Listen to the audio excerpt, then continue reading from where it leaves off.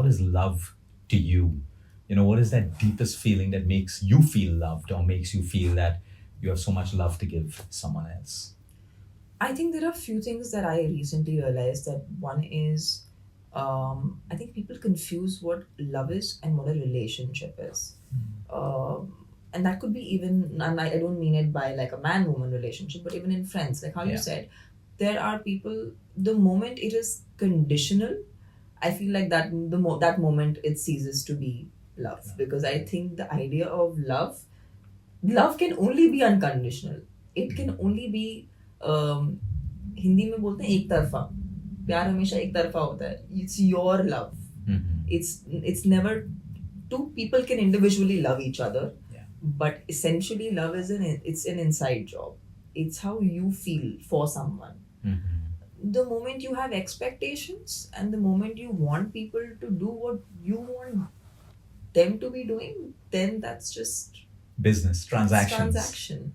Exactly, it is transaction. So There then are a lot of transactions in the world right now. yeah, which is then, but I Lot feel of like you should it. accept Yeah. it that this is transactional, and this is when I truly feel love. Like I think love as an emotion is the same. It can be, the love is the same that you feel for your puppy, what you feel for your parents, what you feel for your lover. That emotion is the same. It's just that your equations are different, so it translates differently because you have different relationships with different people. So then it has a different manifestation of love itself.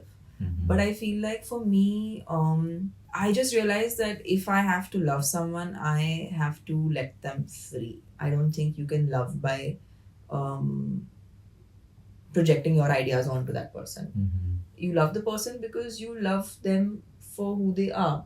Yeah. And who they are going to become, because people are not they're not static. People keep changing and they keep moving and becoming someone else many times over. I mean, I'm sure we both, when we met each other for the first time, we are slightly different or evolved Absolutely. from where we Yeah. started. So I feel like even the people you're going to love are going to be versions of themselves. So you're not going to have to just love them to begin with. You're going to have to love the versions that are going to come out. It includes your parents. It includes, a friend.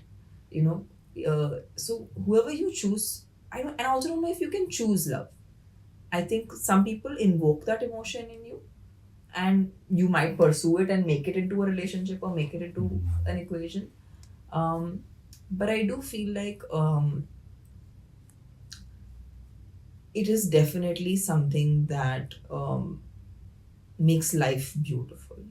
I don't think there's something beautiful about not having control over how much of gratitude and this just large feeling of having so much that you feel like giving everything to that person that you love. So I feel like that emotion is really sweet, and I think it's, if you can separate the emotion and the relationship, we'll see where the gap lies.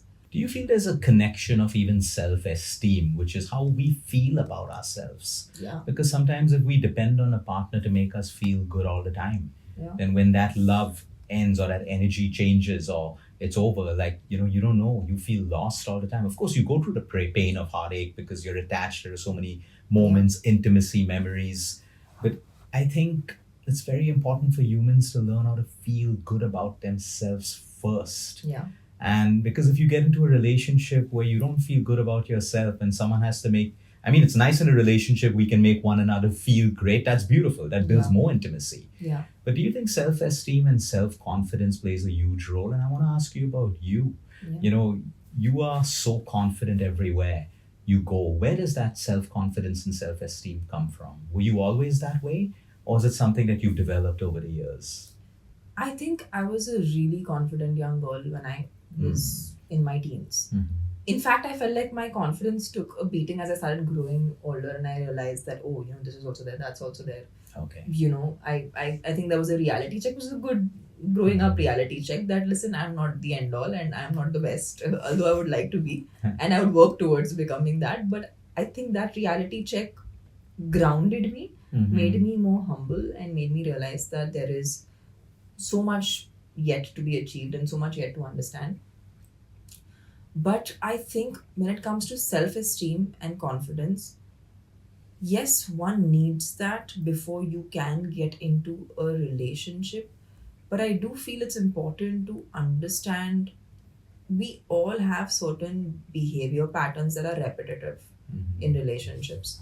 And I feel like sometimes, even if you can identify those problems, that somewhere, even if you're still struggling with self esteem and confidence issues, you're likely to be able to handle it if you've identified what your compulsions are.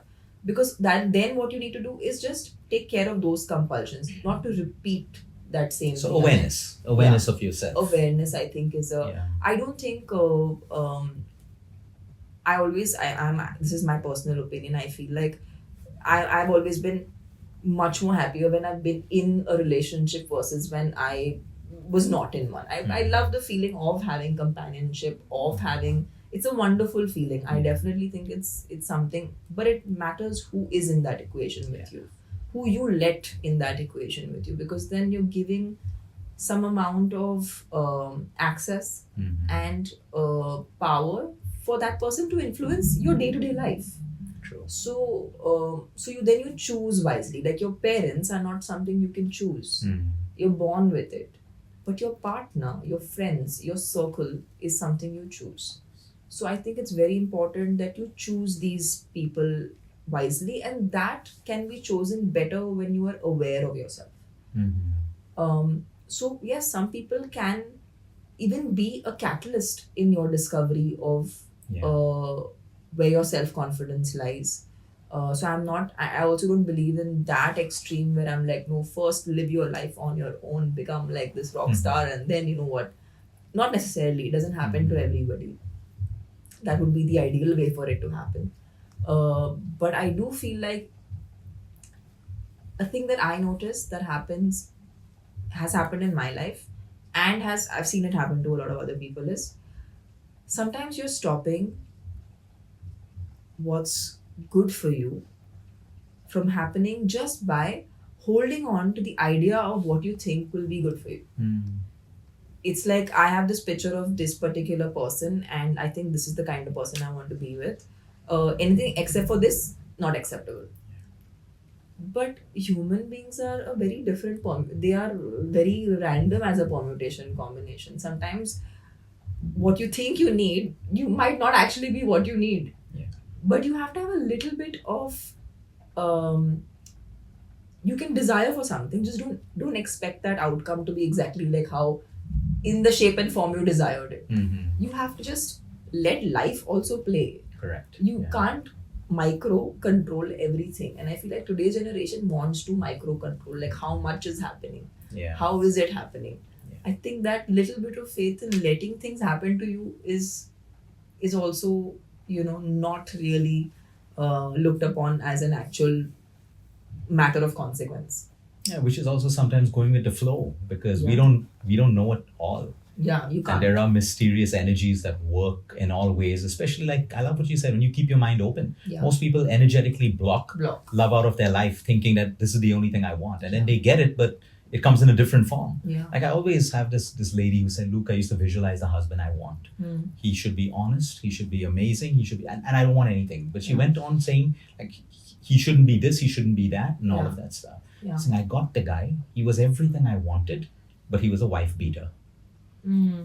So she's saying, now I've changed away. She's saying, I just want someone, to in my life who can respect me, nurture me, and above that, I want the divine power to lead our relationship in a way that it's supposed to be divine. Yeah. Because she said, I knew what I wanted. I was so specific in my visualization. Yeah. But I forgot that there's a divine power that also knows what is best for us. Yeah. You use the word faith. Yeah. Is that an important word to you? Do you pray? Are you a religious, spiritual person? I think I'm a little more spiritual. I've never actually been ritualistic. I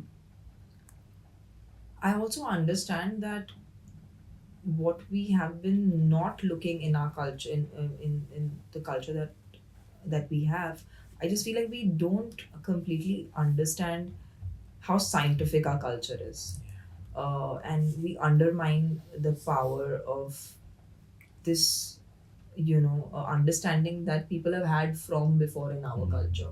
And we kind of, we've always kind of taken whatever the West has given to us versus taking what is Indian, Within us, which is strange, because I don't know why we need that validation for us to take on something.